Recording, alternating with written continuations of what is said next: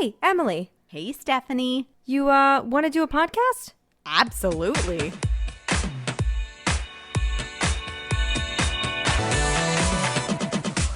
Welcome to Cycle Chats, a podcast to destigmatize what it means to be a woman. This is episode 34, Fitness and Femininity, where we talk to a woman who obeys all day. She loves to wear leggings and a sports bra and looks great wearing them. Small business owner and true feminist, Katherine Menna. Welcome to the podcast, Katherine. That was the best intro ever. When I was writing it, I was like, and obeys all day. For those of them that don't know that she works for Obey, that's going to be like, she obeys all day. What kind of woman is she? So I was a little nervous, but I was like, it's a play on words. They'll get it after. So my first question then, to make sure that everybody understands my pun, is what made you get into this field? So I work on a virtual fitness platform called Obey Fitness, OBE with an apostrophe, not to be confused with the clothing brand Obey. I also teach at a just a reformer studio. Technically, Mega Reformers is like the original Joseph Pilates reformer, a little bit different. So I'm a reformer studio called Body Rock, BODYROK. And then I also teach at Equinox. So the world of fitness, you'll find, I can't really speak to other cities or other states, but in New York City specifically, you're going to find that 99% of the people teaching your classes are performers. A lot of us are dancers, a lot of us are singers, actors. You come to find out pretty quickly that when you're pursuing your passion, you need a supplementary form of income. Crazy, right? This city is so cheap. I don't know why I worked 4 jobs, and I lost my insurance when I was 22. My parents are a little bit on the mature side. So I lost my insurance when they turned 65, and Equinox offers really great insurance. No matter how many classes you teach, they're very good. As long as your income covers the cost of your monthly premium,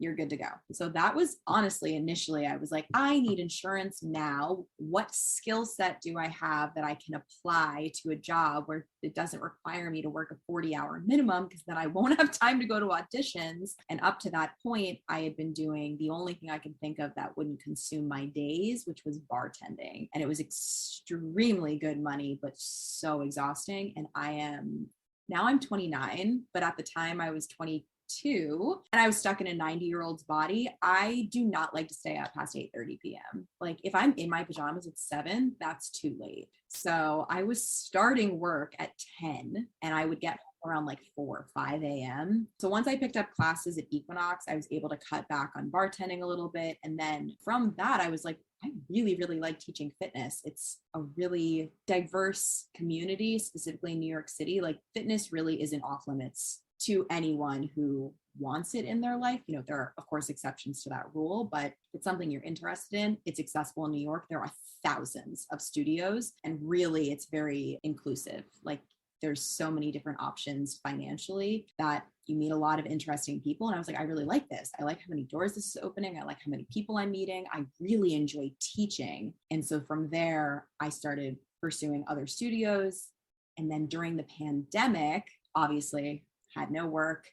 I tagged myself taking an Obey class, someone else's class, another instructor who's actually no longer with the platform. And I tagged Obey and they reached out to me and they were like, didn't we audition you a year ago? And I was like, yes, you did, but you were only looking for dance cardio instructors and I have asthma, so that is not my thing. They were like, okay, well now we need bar instructors. Do you want a job? And I was like, yes, yes, I do. And it is the biggest blessing because Obey is probably the best job I've ever had in my entire life. It's not even a job. It really does feel like just this glorious, beautiful commitment with all these other people that are so passionate and so talented. And the CEOs of the company, Mark and Ashley, are genuinely the kindest people. I had a death in my family when I first started, and they called me immediately and were like, what do you need? How many days off do you need? I was like, oh my God, because people aren't really aware of this unless you're in that world, but the wellness industry, the people who work within it don't always really feel well. Like we're creating wellness for other people, but it's an extremely taxing field to be in, both physically, mentally, emotionally. So to be at a job where they're so attentive and so in tune with what we need, I was like, wow, I like #blessed is the only thing I've been saying since I started working there. It's been 2 years now, and I've never had a better job in my life. And I've worked at a lot of studios at this point. This is probably my 7th job teaching. So yeah, it started off with health insurance and I realized I really loved it. Now I'm going to be 30 this year. I'm not sure how much longer I really want to pursue dance, which was my profession for a long time. And I have 17 years of ballet under my belt, but I'm tired. My body is really tired and auditions are extremely anxiety inducing for me. And I would love to leave the city soon. So I think dance is probably going to be in my past and in my future. And this is just something I didn't see coming, but I'm so glad that I was able to find it. It's glorious. It's really fun. It's very, very powerful to, receive messages from women being like, you are the thing that I look forward to every day. Thank you so much. I cried this morning. A woman sent me a message and she was like, this is me 3 months ago and this is me now. I can't tell you how much confidence you've given me. I feel different. I look different. I'm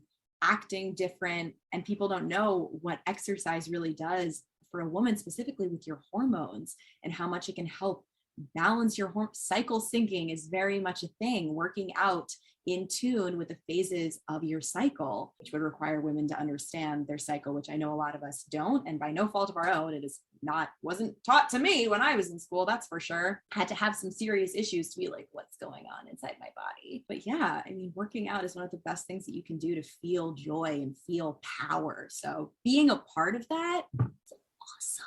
I love that. So I just a little backstory for those people who don't know, and big shout out to Allie because she was the one who was like, hey, you got to get Katherine on your show like a year ago. And I was like, okay, you got it. I love recommendations. So thank you, Allie, for setting us up. This is already an amazing conversation. I think it's because Steph and I are both almost 30. I'm 29. I'll be 30 in June. Steph turned 30. And, we're in a similar field. We were performers who lost our job and then kind of did the swimming in the pool thing for a while and went, wait a minute. How are we going to? I can't sustain margaritas every day, 4 times a day. Like, it was just impossible. So we were like, what can we do to better ourselves and better the world around us and the world of women? So we decided to start the podcast basically. And it's been the most amazing journey. And like you said, it was just something that happened because of something else. And never would I have expected it to be this.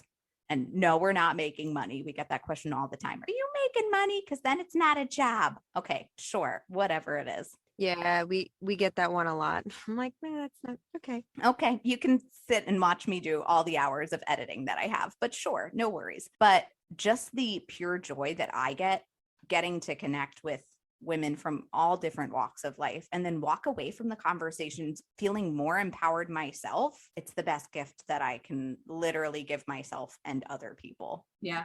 You should never underestimate having a conversation with a woman you've never spoken to before, because the stories that women have, I mean, I truly believe, I'm sorry, you can cut this out, but women are the strongest people in the entire world. I mean, some people would get mad at me, but I also happen to agree. I'm sorry. How can you possibly say that I have like this really weird desire to be a stand-up comedian. It'll never happen. I'm not funny. Oh my God. Me too. You are talking and you're just saying things. I'm like, oh, we would all be friends. Uh-huh. How can you possibly say that the thing in this case being like any man, any woman, is more powerful than the thing that created it? Like females create life. I put you on this earth and then you're going to say that you're stronger than me. Where did you come from? Let's back that up. And what's interesting is, so if you look, and this has actually come up a couple times in our interviews. If you look in the animal kingdom, most of the time, the male within, so like lions, the male is there to protect the pride from other males. It doesn't hunt. It doesn't take care of the young. Its sole job is to protect their pride from other males. That's it. You're just protecting women from other men. But it's not even, the women are like, we're good. Like, we are all living in symbiotically with each other. Like, we don't need you. And they're like, no, I'm going to insert myself. You need me to protect you from this other guy. Know what that makes me think of? And I've had this thought so many times. I've been followed down the street in New York. I've had guys on bikes literally yelling at me. I've had to like go in and hide in bodegas and be like, when I'm by myself, I'm totally vulnerable. But I'm not by my decision, by the people who see me alone, because I'm not attached to a strong entity. I'm like totally free range, which makes absolutely no sense to me. But that's what that makes me think of my old roommate, who's a prima ballerina. She's absolutely gorgeous. She just had her first baby, and her husband, one of the kindest people I've ever met. He's from London, and we were talking, and he was like, yeah, I've really learned from watching Ash have a baby that like my sole job is just to support her. Like, she is in charge. I am here to provide support in whatever way she needs, but I am not in charge. And I was like, I would really love it if you could spread that message. Kind of going to one of the questions that we have for you is, what is the hardest thing about working in the fitness world? Because there is a lot of that. There's a lot of misogyny in it, I think. So what have you found is your personal experience? What's the hardest thing for you? So I think it's a few different things come to mind. I'm pretty lucky in that the base of people that follow me identify as she, her. Mostly women take my classes, barre and Pilates, for underlying reasons that are absolutely sexist. Not that many men take them. I think they're this is what I've been told from some of my male clients, is that they believe that the classes, until they've tried, are, extremely simple, not very difficult for a man. Men are designed to lift heavy weights, which, by the way, women also lift heavy weights. I'm not sure why you think that's designed for a man. It's not. Women have body mass and red and white muscle tissue just like you do. But then they take the classes and they're like, I realize that is the hardest thing I have ever done in my entire life, because small muscles are a lot harder to find and they're a lot harder to target. And you have to move extremely slowly to stretch them and encourage muscle memory. Whereas if you're doing explosive movements, not to say that they're easy by any means, but movements like snapping up a heavier weight is a quick explosion where you're engaging your white muscle tissue and, you're picking it up, you're putting it down. You're not really having to sustain a movement for very long. That's why when someone leaves the gym after doing a heavy weightlifting exercise, they look swole, like they look swollen, literally swelled up, but it goes down. It doesn't stick unless they're also doing red muscle tissue exercises, which is Pilates, sculpt, barre, slow, smoldering, burning movements. So combining the two is where you're going to get someone who's ripped all the time.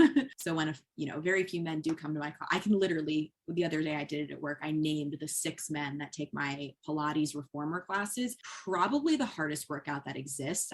Bar none. It is the hardest, most challenging, because you're using your abs the entire time. If you disengage your abs, you literally fall off the machine. Like, there's nowhere to cheat. Like, those men are like, I had no idea that this is what Pilates was. I try and tell my guy friends and they just won't come. And here's a little tip for all the gentlemen out there that are interested. You're going to be in a class with 15 hot, half-clothed women and everyone is glistening in their own sweat. Not sure where you're at, but like. So we talk, right, about the physical aspect of fitness, but I don't think oftentimes we talk about the mental aspect of it. I think you were talking a little bit about that you have anxiety. I also have anxiety. I talk about it freely and frequently. And I found that working out was really good for that, but then it started becoming a little bit disordered.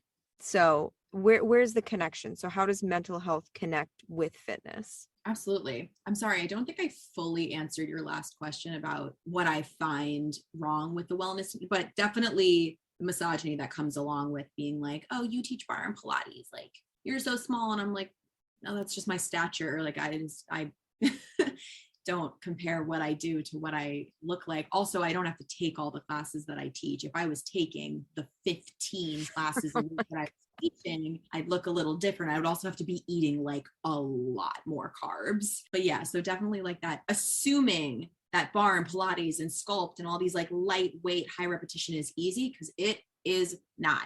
Don't knock it till you try it. And then also just the physical and emotional and mental exhaustion that comes along with being an instructor. And since you guys are performers, this will resonate with you. Imagine you're in a show and you have to perform 5 times a day for very short sequences. So like you go and you teach for 45 minutes and you're on, music, cueing, can't stop talking, oh, sorry, I was clapping. I will not do that again. Just being very engaged for 45 straight minutes or 60 minutes, depending on how long the class is. My Obe classes are 60, Equinox is 60, Body Rock is 45. And then you're off for like a 15-minute break before you go, and you have to get on the subway and you have to go to a different studio, and then you're on again. So you go from being in these heightened situations of constant engagement and being like, that was great, high five, you're doing awesome, music's loud, the lights are going. You have to be so freaking on. And then you get on the subway and you're like, nobody touch me, nobody look at me. This is my time to breathe. But I'm so nervous because people are getting shoved onto the subway platforms and there's so much stimuli. And oh my God, do I give that person money? And that's really nice artwork, but oh my God, I'm an artist too. I don't have money to give you. That person really does need my help. I don't know how much of my money I can give up before I literally am working for free. And why am I even taking the subway if all I'm doing is breaking even while I'm here? And then you go on to your next show and you're on again. I am literally a shell of myself at the end of the day, because I have nothing left to give. It's so overstimulating, and no one really talks about the physical and mental fatigue of being an instructor. And it is so rewarding and I love it so much. But some days I wake up and I'm like, God, I wish I could just go sit at a desk and like put headphones on and not be bothered and not talk to anyone and not have to be in the spotlight for just a day, just a minute. So that is a thing. I said it before, but being in the wellness industry, you don't always feel well. You're helping other people feel good, but it comes at the toll of like, you have to kind of like give up pieces of yourself to a certain extent. You know, it's important to protect your energy and be like, no, I'm not going to teach 40 classes in a week, but also I need income and also I need to pay for food, but I need to decide what I'm capable of before I snap in half. Yeah, setting boundaries is so important, because I remember thinking, oh, I need money. I got a pandemic hit, and 2 months later I was like, already feeling pressured to get a job, and I ended up getting a 9 to 6. It was in healthcare and it was crazy. And I ended up breaking.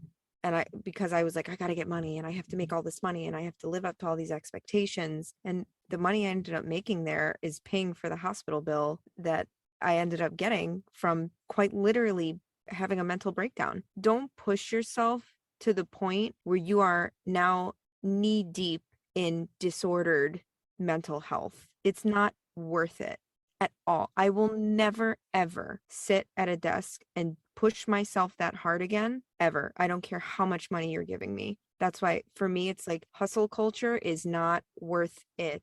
You need a break. Oh, absolutely. There are definitely people who use fitness as a way to live up to the standards that have been created, especially for women. If you don't work out 30 minutes a day, not only is your whole body going to rebel against you, but you're not going to look a certain way. And then you're going to hate yourself. And you could have just showed up to that class. And that is not healthy. The world is chaos. Things happen. So my question then, because we were talking about mental health and fitness and the stigma of fitness with women, what kind of roadblocks do you find women usually come with when they're starting their workout journey? So I do really think it's very, very real that women are like, oh, I have to do this. I have to look this way. I have to be this size. But on the other side of that, there are very real mental health benefits to exercising. I mean, that's completely undeniable. Not just mental health, but physical health as well. I mean, studies of diet and exercise, you can completely prevent heart disease, which is a leading cause of death in the United States, greater than any other country in the world. But the mindset that goes along with understanding how exercise is helping you and not a task, not putting it like, I am obsessed with lists. Lists help me with, my brain is so clogged. Sometimes if I don't write things down, they're gone forever. Like there's a chance I'll never remember it, which probably means it wasn't that important, but not making it something, oh, I have to do this today. And if I don't do it, I'm punishing myself. Maybe not literally, but in my mind, I feel like a failure. The way to change your mind shift in that, and it's so simple and it's so crazy that we've created this world that doesn't make you see it like this all the time in a very clear way. Movement is a privilege. It is a privilege to be able to move your body. The number of people that can't do it and wish that they could and would give anything to, they would probably be heartbroken if someone who could physically move saw it in a way that made them hate it. It is such a privilege to have a healthy body that can move. So the roadblock of being like, oh my God, I have to do this thing. I'm going to hate it. It's going to make me sweat. I'm going to feel bad. I might not be great at it right away. And we as human beings don't want to tackle things that we know we're not automatically going to be awesome at, because nobody wants to feel shitty about themselves. Excuse me. Nobody wants to feel bad about themselves. But if you can eliminate and take off the hat of, ooh, this is something I have to do, and turn it into something, wow, I get to do this. My body is amazing. All of the things that it does for you, people don't even realize that your body is so much smarter than you, so much smarter than you. Your body is constantly giving you signs. Specifically, the function of your endocrine system as it relates to your hormones, constantly firing off signs, being like, uh-oh, your body doesn't like this. It's trying to protect you. Here's how we're going to tell you. You're going to get rosacea. And you're like, what's going on? I have to intervene here. I'm so sorry. I have to intervene because it's so good and it's so prevalent. So in anxiety recovery, we're taught that the lizard brain, the amygdala, tries to protect you. And so some of the really like severe, scary symptoms that can happen, there's one that I get. It's called derealization, where it looks like the world like a dream state, but I know I'm real. I know things are real. Everything just seems fake. It's because your brain is trying to tell you, it's trying to protect you from a perceived threat. So whether you're thinking something that feels uncomfortable, you have a feeling that's uncomfortable, or something's uncomfortable, your brain's trying to slow you down. But how freaking cool that your body can do those things. So you can get in, it's a natural defense mechanism. You just have to learn how to navigate it and talk to it and tell it, thank you for protecting me. Oh my God, you love me so much, but I don't need you to do that. So just kind of like that reminded me, like, it's trying to protect me so I get rosacea. It's trying to tell me something. My brain's trying to tell me something when I'm anxious. And so it'll say, like, you need to slow down. You're moving too fast. This thought is moving. You have to slow down, and we're trying to snap you out of this spiral so that you don't go into a pit of despair. The human body is so freaking awesome. And I would not trade any of my anxiety recovery or any of the experiences I've had, good or bad, because I have learned so much about how beautiful our bodies are. And like, yes, I love that you said it's a privilege to move. It's a privilege to feel. Like, there are people who really have very, very severe mental health issues. So the way you speak about it is so like, you're just warming my heart. And so thank you for letting me take up a little bit of your space and talking over you. Cause I was like, oh my God, yes, someone gets it. It feels so good to know that there are other people, educators, fitness educators, that get it and aren't like, you got gains and, whatever crazy ish. Tapping right into that, there is something to be said for pushing yourself too hard.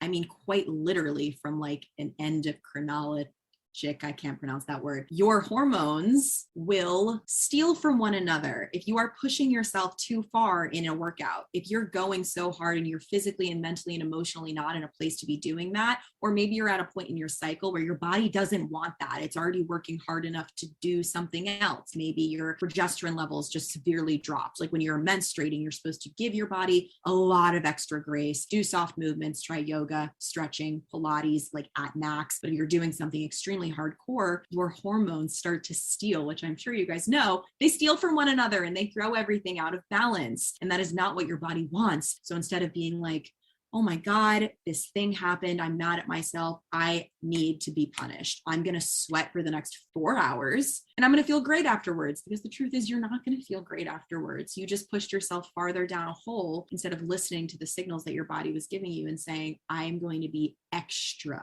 gentle with myself right now. I say that all the time to people. People ask me, they're like, how many times a week should I be working out? And I'm like, I can't answer that question. I'm not inside your body. You have to listen to your body. I mean, this is like a little bit of a non sequitur, but what you said earlier about the connection between your brain and the rest of your body, specifically the connection, the transmitters between your brain and your hormones, are so vital for optimal body function that when you're doing something to suppress those, like taking a hormonal birth control pill, not to say that they don't have merit and benefits for so many other things. I'm a huge opponent of them. I don't regret being on it, because being on it and suffering the deep depression that I did when I was, and then coming off and being like, oh my God, I had no idea that this is who I actually was great. But if you're suppressing your natural hormone function, there's no possible way to listen to those signals. You're basically living in a dream just because your body isn't communicating with itself. Now, your body can't communicate with itself. It certainly can't communicate with you. And you're kind of just like walking blindly through life, making decisions that you think might be right. And you have all these symptoms and you're like, what is going on? Why am I breaking out? Why is my hair falling out? Why do I have rashes on my back? Why am I always lethargic? Why do I have terrible sleep patterns? Your body isn't functioning optimally. You're taking a suppressant. Your body doesn't want to be suppressed. Your body doesn't want to be on mute. So yeah, I had a very similar thing happen when I went on hormone or birth control. I was I'm not a depressed person. I try and be pretty positive most of the time. I was so depressed. I was like, what is happening? I also was looking in the mirror all the time, like lifting my shirt and being like, oh no, this is not good enough. Like very, very, very self-deprecating. And I was like, what happened? Like, I didn't know if it was like, okay, you're 16, so like take some of this. But then I went off. I was only on them for 6 months. So I'm really, really thankful. I went off and I was like, oh my gosh, the world is bright again. What is happening? Because we're not educated, I didn't realize what it was actually doing to my body. And now, as a 30-year-old woman, I mean, thank goodness, once again, I feel like I shout out Audrey all the time. She's just our silent partner. We have a really good friend, Audrey Geyer, who's a cycle syncing coach. And she opened my eyes to so many things as a literal 29-year-old woman. She was like, yeah, you have 4 phases of your menstrual cycle. And I was like, wait, what? Right? How crazy is that we're not taught that, how our body functions. Everyone's going to take this pill to make everything good. And you're like, okay, I'm 16 and my mom's not in the room. That seems like you just listen to, I think that's so criminal. Don't just tell me what it's going to do on the good side. Tell me what it's going to do to my body. What is the actual function of it? What is it going to do in the long term? Tell me everything. Let me make an educated decision on it. And that's also, I think, too, with antidepressants. I feel like that's another one. I'm on one, a very low dose of it right now. I eventually would like to get off of it. But it's amazing how when you go in, doctors are like, well, you have a chemical imbalance. Okay, well, that might be true, but it took me 30 years before I had to take this pill, and I don't want to knock it because it's really beneficial for some people, but it's just used as the generic, quick, let's get you in and out of this office. And very rarely do you find a doctor that's like, it seems like maybe you need help right now, but let's talk long term. We want this to be a short term solution to just get you out of a very disordered state, or maybe your period is super duper heavy. Let's get you regulated first. Then let's start educating you on what are the next steps. But I think oftentimes it's used as, this is the solution and that's it. There's nothing else that can help you. And I don't blame doctors. I honestly think that it's a systematic, and it's overpopulated. And my friend's a doctor and I've watched her go in and out of depression and anxiety. And it's really hard to watch her because she's a beautiful, unbelievably smart woman. And I have learned so much from her, and she listens to this podcast. So this is for her if she's listening. But like, I've watched and listened to her stories where she just feels so pulled so thin. She's like, I'm one person and I'm not getting help. And a lot of times, unfortunately, you see the men in her position will get way more help and way more benefits than she will, and she's working 10 times as hard. I think it's still the standard is still, people don't realize it's still hard for women in those positions. We're still not getting treated equally. And it's like, well, what more do you want? Well, okay, basic human rights, basic decency, the bare minimum. Oh, you gave me the bare minimum. However, could I ask for more? Like, it's the bare minimum we've just got. What do you mean? What else could we want? But you're kind of brainwashed almost to believe that asking for the bare minimum is like a privilege. It's not. It's what the standard should be. That goes for a lot of fields. I know the fact that women still have to deal with this type of crap in 2022 is not surprising, because look at who we're putting in charge. Like 900-year-old men. I'm like, please. Oh my God. So we need a woman. Let's do it, Kamala. I have all the faith in her. But also, let's get some young women and young men in office. 30-year-old, 35, 40-year-old, 45, that age range that are actually in it and like understand the issues of the younger generation. It's insane to me that the best people that know what's right for this country are the old people. No, how is that going to propel us forward? it's just going to keep us stuck in their past. I'm going to get us back on the train. Choo choo. So, my next question for you, I hope I keep that in, is what is the greatest piece of advice, since we're talking about all of this amazing stuff, right? So, my next question then would be, what is the greatest piece of advice you can give to women out there who don't know how to prioritize their health? Or themselves. I was going to say health mentally and physically. Mentally, people overlook it, and that is in part to blame by the system that's designed in the United States. Just look at most health insurance companies. They don't cover the cost of therapists, and the cost of therapy is astronomical. My first therapist was when I was in college. My college boyfriend had broken up with me after 4 years, and I've never known pain like that. Oh my God, to anyone out there who's had their heart broken, it gets better and you're going to flourish afterwards. But at first, those first few months, I was just like, who even am I without him? I simply cannot live without a man.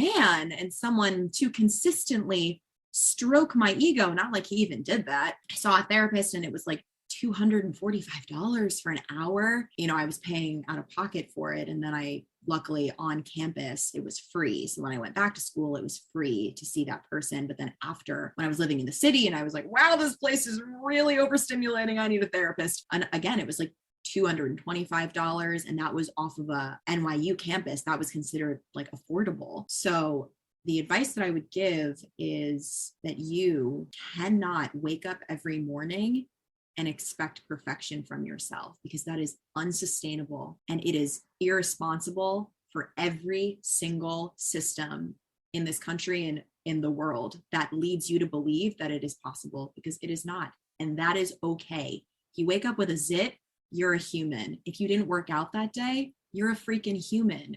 If you didn't do your 10-step skincare routine, which my God, can we have a whole other podcast talking about that? Because that is pure BS. Do nothing to your skin, ladies. Leave it alone, because that is the best thing that you can do. I digress. It's okay. You're a human being. So stop thinking that every single day has to be perfect, because life is not linear and every single day is both a work in progress and a masterpiece. Be present and appreciate where you are, because you're going to look back in 10 years and be like, why did I stress out so much when I was 20? Why did I stress out so much when I was 30? Why was I stressed out when I was 40? God, life was so cool. I wish I had just been present in that moment. Being present and taking care of yourself in ways that make sense to you. What works for you might not work for someone else. There are people out there who try and put like cure-alls on, specifically like hormonal issues. And a lot of it is extremely helpful, but life isn't one size fits all. If your friend says that she goes to acupuncture twice a week and it changed her life, and you go and you hate it, accept that you hate it. Don't try and force things that don't feel good to you. Treat every single day like a canvas that is constantly being added to. And you also have white paint that you can take things off and repaint it the next day. Don't strive for perfection, strive for progress, no matter what that looks like to you. Katherine Menna for president 2024, ladies and gentlemen. You have my vote. But you know what, though?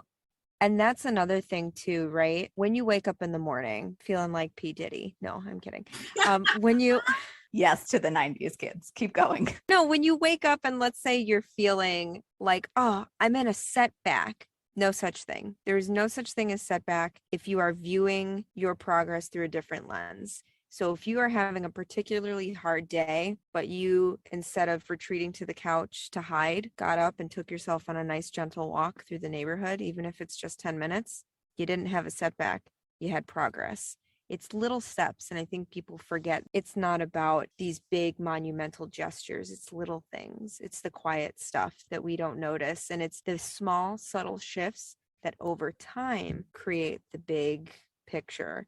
But you're never going to see it because you're always in it. You're always in the big picture, but it's made up of little pictures. That's what I've learned, is that I'm always in the big picture. I'm exactly where I wanted to be when I was over here. And when I'm over there, I'll remember, oh, that's where I wanted to be when I was here. So it's reminding yourself that you are much more ahead if you just start and do little things. And I mean, that's been the biggest learning lesson for me in anything that you do. So kudos to you for reminding people of that. So we're talking about how women can prioritize their health and mental health on top of everything. So then what does women empowerment mean to you? Women empowerment, it looks like so many different things depending on who you are and what makes you feel powerful. But women empowerment to me is women standing fearlessly and unapologetically in their power. Women empowerment means understanding that no human life on this planet would exist without you. No matter who you are, you came from a woman. Say what you want, but that is incredible. Women are so undermined and disrespected, and it blows my mind, because who are you going to respect more than the creators of life? How are you going to come out of a woman and then disrespect her? Excuse me?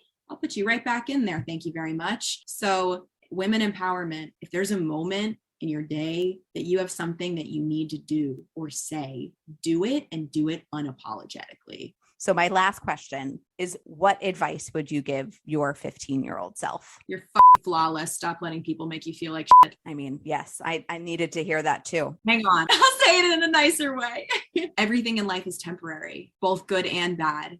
So absorb the good moments, live in them for as long as you can, try and encapsulate them and remember them. But remember that in the bad moments that they will pass and that nothing is forever. Life is fleeting. And just to freaking do what makes you feel good and be happy, because we are pieces of dust on a flower, probably floating through space right now. And at the end of this, what are you going to remember? How much money you made, or the moments that made your life worth living? It's an easy answer. Well, this was amazing. I Unexpectedly amazing. Time of my life. This was really super awesome. And I know what everyone's listening to right now is just the condensed version. We talked for almost damn near 2 hours. So I have to know, where can people find you? And do you have anything coming up? Because I was thrilled to listen to you, and I'm sure others will be thrilled to get to know more about you. I hope so. I hope people out there don't think I'm a flop. Just kidding. Even if they do, I'm happy with myself, and that's all that matters. Where people can find me? Well, my address is 209. Just kidding. I will feed you vegan food. I hope that's okay with you. I teach in real life classes, IRL. Come and take class with me, or just DM me. If you have questions about, literally, you want to talk about veganism, DM me. You want to talk about skin, DM me. You want to talk about hormones? DM me. You want to talk about fitness? DM me. I am so in love with having conversations with people. DM me on Instagram. Do it. It's my name. It's Katherine Menna. Come take class with me if that's your thing. If not, let's have a FaceTime. Let's go and get tea. I don't drink coffee because it gives me this, but I will drink some tea. You are a delight. And when you are ready to start your stand-up comedy act, I will come on tour with you, because I have Stephanie can be your opener. My own stand-up routine that happens from time to time. So thank you so much, Katherine, for joining us. And hopefully to all of our cats listening, you also enjoyed. And if you did, go check us out, www.cyclechats.com. We have more people like Katherine on the podcast. So go ahead and educate yourself. And we hope you sync up with us next time.